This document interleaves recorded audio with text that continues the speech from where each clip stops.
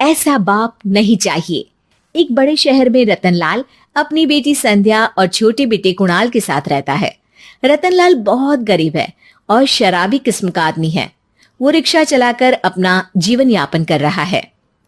रतनलाल एक अधेड़ उम्र के आदमी योगेश्वर को कभी कभी अपनी रिक्शा से मार्केट या मंदिर छोड़ता है और कभी कभी बाजार से उसका सामान भी ले आता है।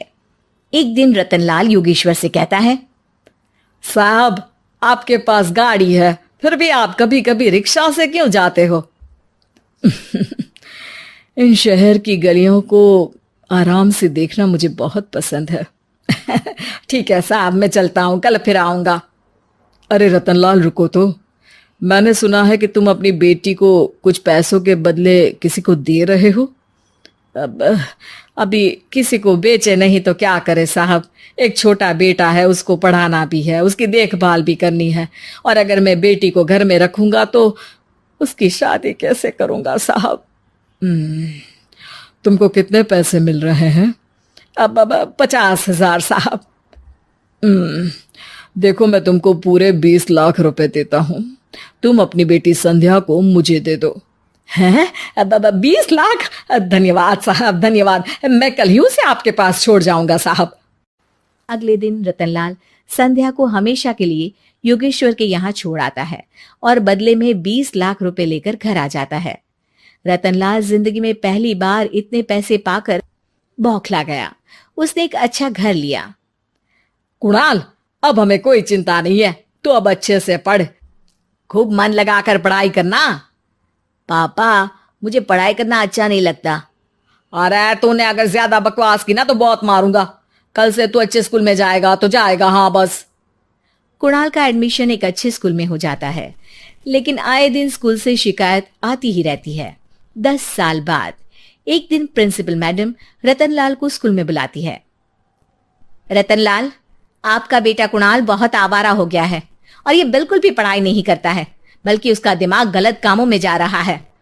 अब मैं उससे बात करूंगा मैडम।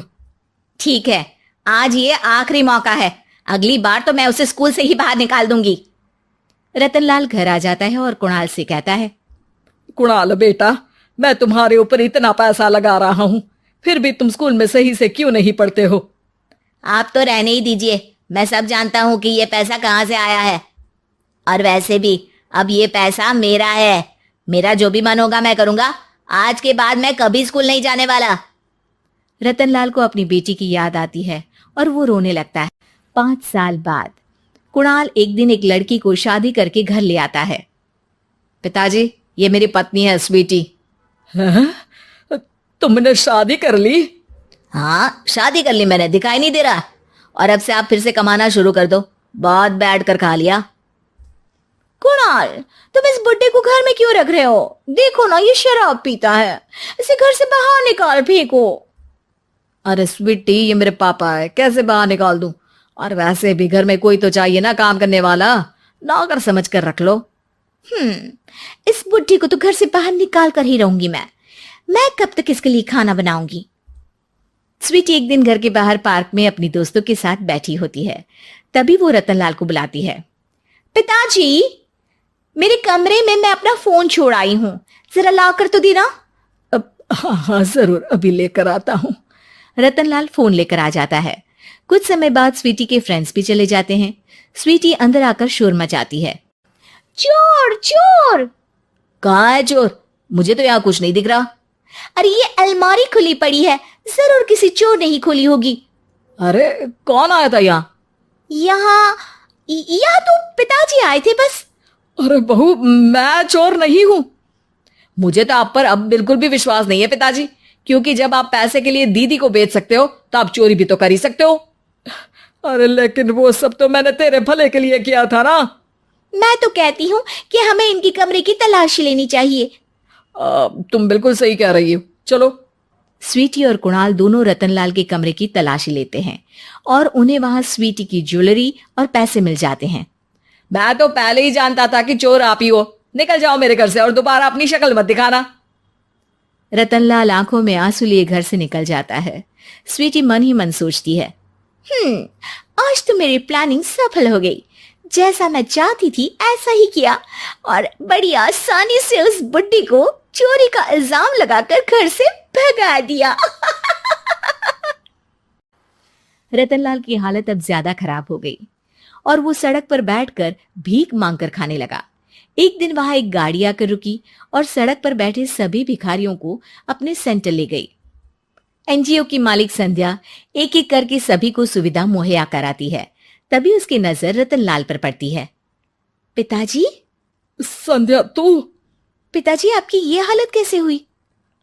ये सब मेरे बुरे कर्मों की सजा है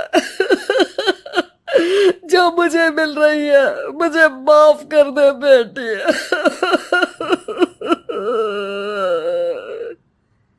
पिताजी, मैं आप पर बिल्कुल भी गुस्सा नहीं हूं, क्योंकि आपने मुझे यहाँ भेजकर अच्छा ही किया। मेरी जिंदगी बदल गई। लेकिन ये सब हुआ कैसे बेटा? आप ये नए कपड़े पहनो, तब तक मैं योगेश्वर अंकल को बुला कर लाती हूँ। योगेश्वर अंकल? हाँ अंकल। योगेश्वर जी ने तुझसे शादी नहीं की थी? नहीं तो पापा, उन्होंने तो मुझे पढ़ा लिखा कर इस काबिल बनाया है कि मैं आज सबकी सेवा कर पा रही हूँ। रतनलाल पश्चाताप करके रोता रहता है। तभी योगेश्वर भी वहां आ जाता है। रतनलाल जी, आपकी ये हालत कैसे हुई? इतने सारे पैसों के बावजूद भी? क्योंकि मैंने बेटे और बेटी में भेदभाव किया था। लेकिन आपने ये कैसे किया? मुझे ये जानना है, बताइए। सालों पहले जब संध्या छोटी थी, तब मैंने एक बार एक आदमी से तुम्हें बात करते हुए सुना था, जो कुछ पैसों में संध्या को तुमसे खरीद कर शादी करना चाहता था। मैं उस समय एनजीओ में बच्चों के लिए ही काम कर रहा था और मैं किसी भी लड़की की जिंदगी खराब होते नहीं देख सकता था। इसलिए मैंने अपने जीवन की कमाई का एक बड़ा हिस्सा तुम्हें दे दिया था। सच में कितना गलत था मैं। मुझे माफ कर दो। अब आप दोनों मेरे साथ घर चलो और आज मैं अपना सच्चा प्रायश्चित करना चाहता हूं। योगेश्वर और संध्या रतनलाल के साथ घर जाते हैं। स्वीटी दरवाजा खोलती है।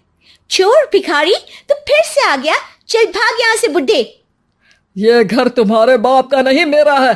बाहर निकलो यहां से। रतनलाल कुणाल और संध्या को घर से बाहर निकाल देता है। योगेश्वर जी, अब ये घर आपका है और अब आप यहां एक और एनजीओ खोल सकते हैं। शायद अब ये सच्चा प्रायश्चित है। संध्या अपने पिता के गले लग जाती है।